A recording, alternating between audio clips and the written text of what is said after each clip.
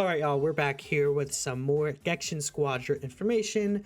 So I did actually cover the details of the producer's letter that dropped, and it is live on the channel, the live reaction and things like that.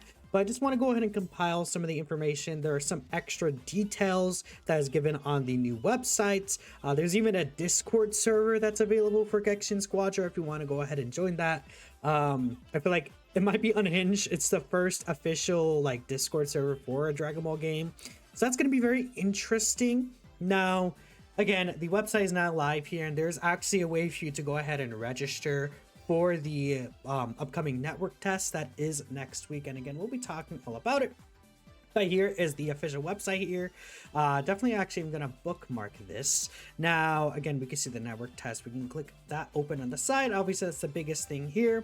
Now, the network test is actually going to be live from the 12th all the way through the 16th of next week.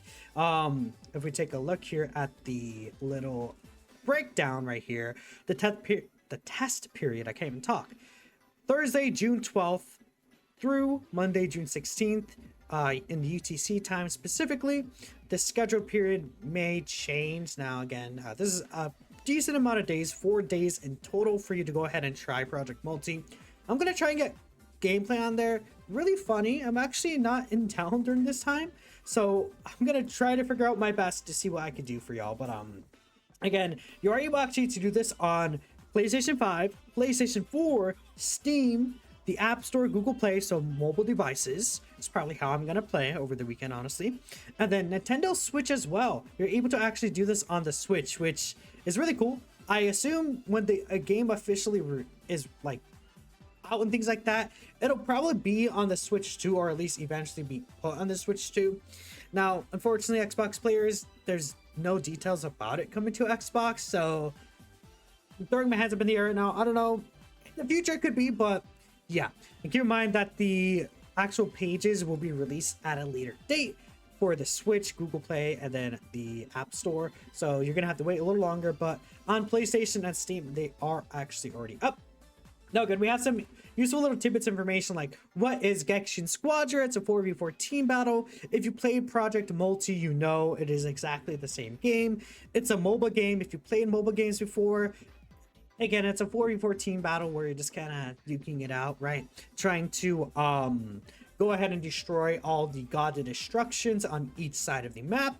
And if you are able to push all the way through the map, you are actually able to go ahead and basically win by obtaining the Dragon Ball at the end, right? You want to claim the Dragon Ball. This is at the end, this little Shenron thing.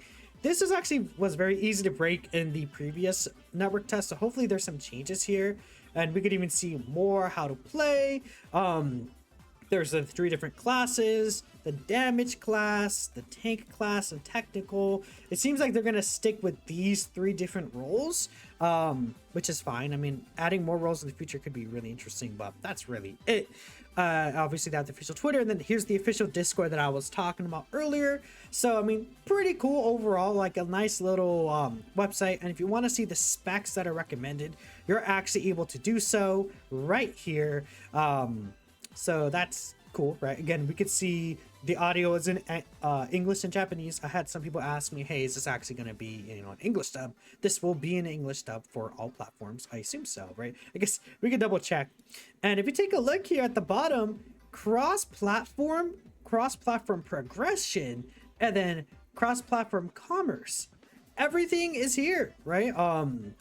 You're actually able to have cross-platform play and cross progression. So you could be like, hey, I'm playing on PC one day, then the next day I'm out, I'm out and about, I want to just take the Switch out for a bit, 15 minutes. Maybe 15 minutes would be a little too short for a game. Maybe you're just out somewhere and you're like, hey, I'm gonna play Gekishin Squadra. And then you just play on your Switch or your mobile device or anywhere really, right, with all these different platforms. So that's really cool, honestly, the cross progression. For some reason, Sparking Zero never got crossplay, by the way. I don't know. I guess maybe this game was easy to implement, crossplay. Who knows, right? I can't really say for sure. We were talking about Sparking Zero on there, but if you see here, Khalifa's right here, First Form Frieza's here. There are a couple of characters that were actually confirmed, and we could talk about that here. So again, we're able to see Bojack's in the game, Deborah's in the game, first form Friezas in the game. Now keep in mind that there was Zarbon and Dodoria, but Zarbon and Dodoria seemed to actually be with first form Frieza, part of his passive. So Zarbon and Dodoria separately look like they're not going to be playable. I mean, if this game goes on long enough, I could see them eventually be added anyways.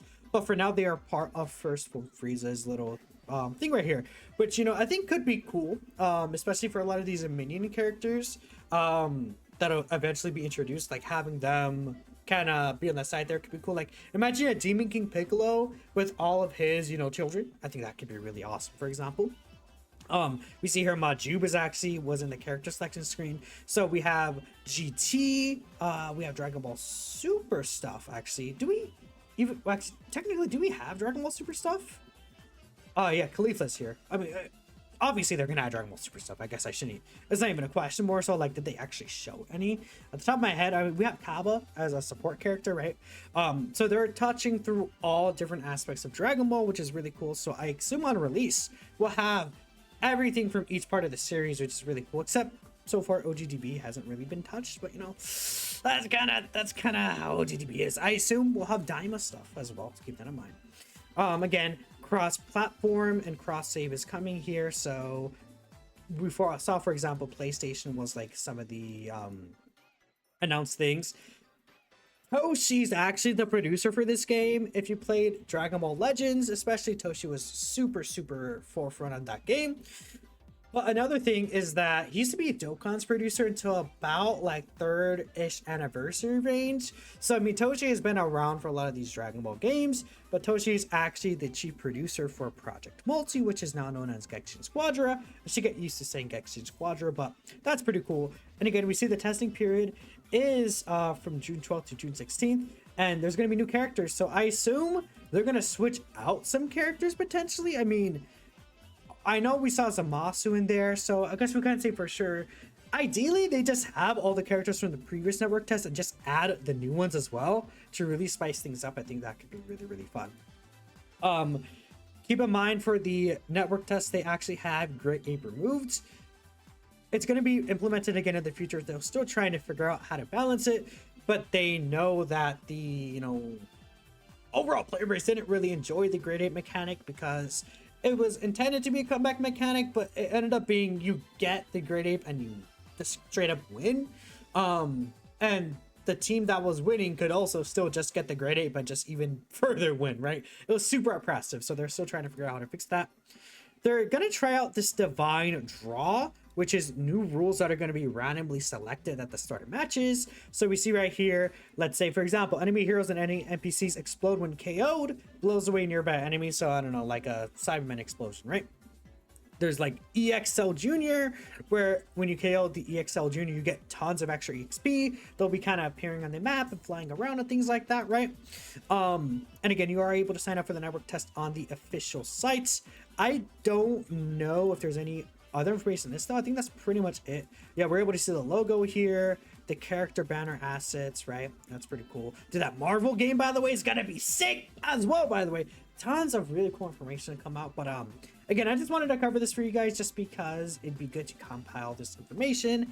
And I want to hear from you guys what you're thinking about the Gekishin Squadra, like maybe the name or the character roster that's going to be available, who you hope to see in Gekishin Squadra, and what you hope for the beta test. Again, I will try my best to get gameplay for you guys, but I have to see what happens. So let me know what y'all think. Thanks y'all for watching, and of course I will catch you guys in the next video. Peace out.